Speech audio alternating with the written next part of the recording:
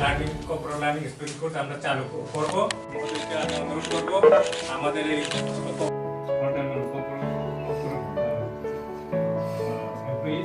Honourable minister উনি বলেছিলেন যে আমরা কম্পিউটার লার্নিং কোর্স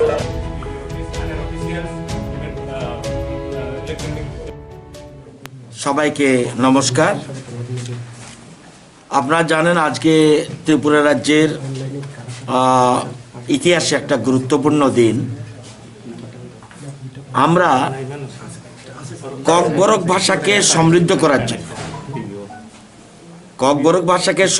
করার জন্য এবং অককবরক ভাষাভাষী যারা আছে তাদের কাছে এই ককবরক ভাষার সম্প্রচারণ এবং প্রচার এইটি যেন আরও বেশি হয়, এই জন্য রাজ্য সরকার একের পর এক সিদ্ধান্ত গ্রহণ করেছেন। আজকে 30শে জানুয়ারি অত্যন্ত গুরুত্বপূর্ণ দিন ককবরক ভাষার জন্য। আমার সাথে রয়েছেন আমাদের রাজ্যের জনপ্রিয় বিধায়ক ডক্টর অতুল দেববর্মা, উনি ককবরক ল্যাঙ্গুয়েজ ডেভেলপমেন্ট কমিটির চেয়ারম্যান। এছাড়া রয়েছেন ডাইরেক্টর সাহেব নিজে, ককবরক ডাইরেক্টরেটের ডাইরেক্টর রয়েছেন।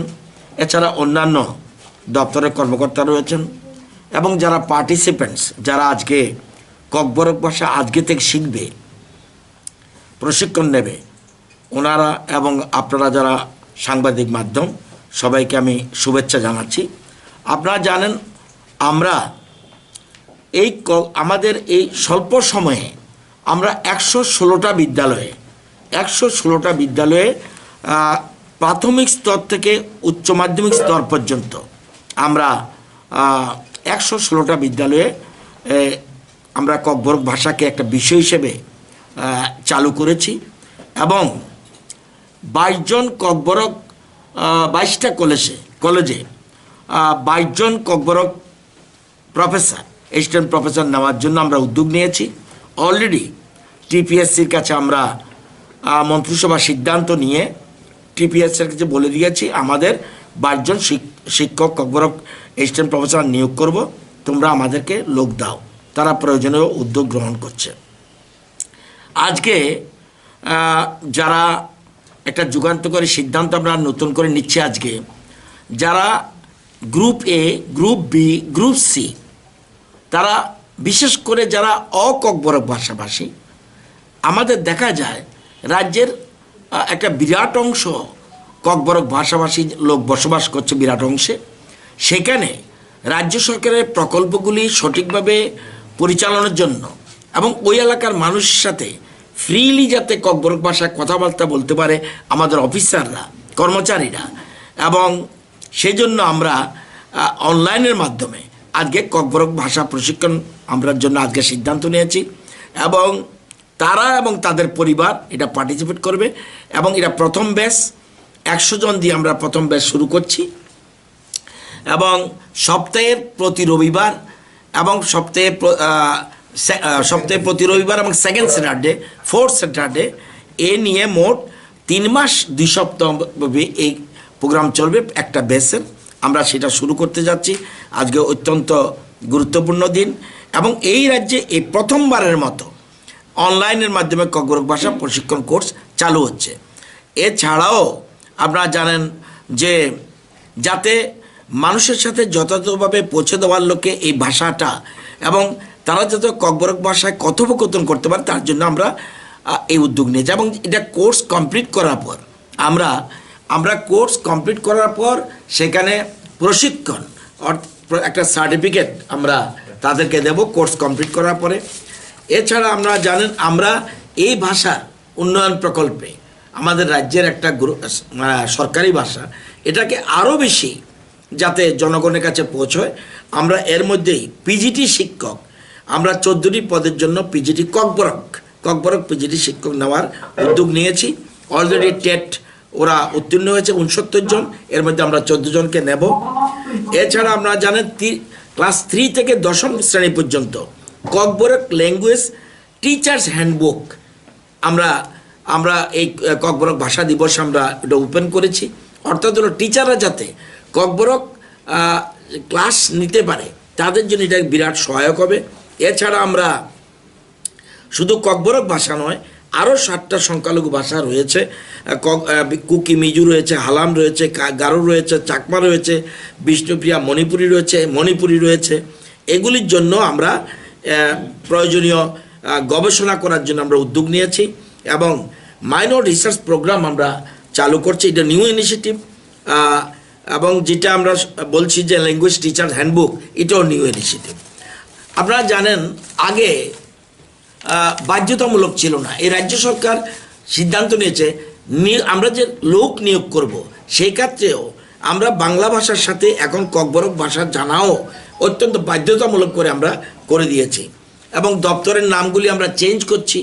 যেমন আমরা জনজাতি কল্যাণ দপ্তর, জনজাতি হামক্রায় দাগি খুং এরমভাবে আমরা দিয়েছি। সমাজ কল্যাণ সমাজ শিক্ষা দপ্তর লুকুবাসং হামক্রায় তে লুকুবসং রিং দাগি খুং এরম নাম দিচ্ছি। আগে প্রেস রিলিজগুলি যে হতো আইসিটি দপ্তর থেকে, সেখানে শুধু বাংলা ভাষা দেওয়া হতো। এখন প্রেস রিলিজ বাংলা ভাষা যেমন হচ্ছে, ককবরক হচ্ছে, ইংরাজিও হচ্ছে। এবং যে সরকারি প্রকল্পগুলি এগুলি বাংলা এবং ইংরেজির সাথে এখন ককবরক ভাষাতেও প্রচার করা হয় আমরা। এবং যারা পরীক্ষা ভালো নম্বর নিয়ে পাশ করছে এবং তারা ককবরক সাহিত্যে যারা ককবরক সাহিত্যে বিশেষ অবদান রেখেছেন তাদেরকে এই ককবরক দিবসও আমরা বিভিন্ন পুরস্কৃত করছি। তো আমরা প্রয়োজনীয় উদ্যোগ গ্রহণ করছি। আজকে গুরুত্বপূর্ণ দিন, আজকের থেকে একদম নতুন ইনিশিয়েটিভ যে অনলাইনে আমরা ককবরক প্রশিক্ষণ আমরা শুরু করতে যাচ্ছি। যারা অংশগ্রহণ করেছে তাদেরকে ধন্যবাদ জানাচ্ছি। আপনাদেরকেও বলবো যে আপনারা যদি পাহাড়ি এলাকার খবর নিতে চান, সে তাদের দুঃখ কষ্ট কি রয়েছে, তাদের কি সমস্যা রয়েছে এবং তাদের এখানে সমতলের মতো ডেভেলপমেন্ট হচ্ছে কি না, সেখানে এইটা দেখার জন্য আপনাদের ককবরক আপনাদেরও শেখা দরকার, প্রত্যেকের শেখা দরকার, আমারও শেখা দরকার। আমার অনেক সময় ভুল হয়, তবু আমি ট্রাই করি যাতে ককবরক ভাষা বললে, এবং এতে হয় কি আমাদের যে একটা জাতি উপজাতির একটা সম্প্রীতি এটা আরও বেশি শক্তিশালী হয়। সুতরাং আমি সবাইকে বলবো আজকের থেকে শুরু হচ্ছে ক্লাস, আপনারাও ক্লাসে অংশগ্রহণ করুন। সবাই ক্লাসে অংশগ্রহণ করলে আজকের থেকে আমাদের রিসোর্স পার্সনরা রয়েছে, তারা আজকের থেকে অনলাইনে কোর্স শুরু করবে। এই জন্যে আজকে আমাদের বিশেষ অনুষ্ঠান, আজকের থেকে বন্ধের দিন, কারণ অফিসাররা বন্ধের দিন ছাড়া এই কোর্সটা করতে পারবে না। যারা কর্মচারী রয়েছে A group, B group, C group সবাই পার্টি এবং তাদের পরিবারের লোকরাও মানে এই প্রশিক্ষণে অংশ নিতে পারবে। এই বিষয়টার জন্য আমরা আজকে এখানে এসেছি। আবারও দপ্তর যে উদ্যোগ নিয়েছেন, বিশেষ করে অতুলবাবু এই নিয়ে ভীষণভাবে হেল্প করেছেন। উনি চেয়ারম্যান ককবরক ল্যাঙ্গুয়েজ ডেভেলপমেন্টের, এছাড়া ডাইরেক্টর সহ যারা ওনার পুরো টিম যে সুন্দরভাবে কাজ করেছে। এবং আগামী দিনে আরও আমরা বিভিন্ন রকম প্রকল্প শুরু করছি। আমাদের বর্তমান সরকার চায় ককবরক ভাষার প্রচার এবং প্রসার এবং এটা যখন সমৃদ্ধ হয়, আপনারা দেখবেন কিছুদিন পরেই ডক্টর অতুল দেববর্মার লেখা গীতাঞ্জলির ককবরক ট্রান্সলেশন,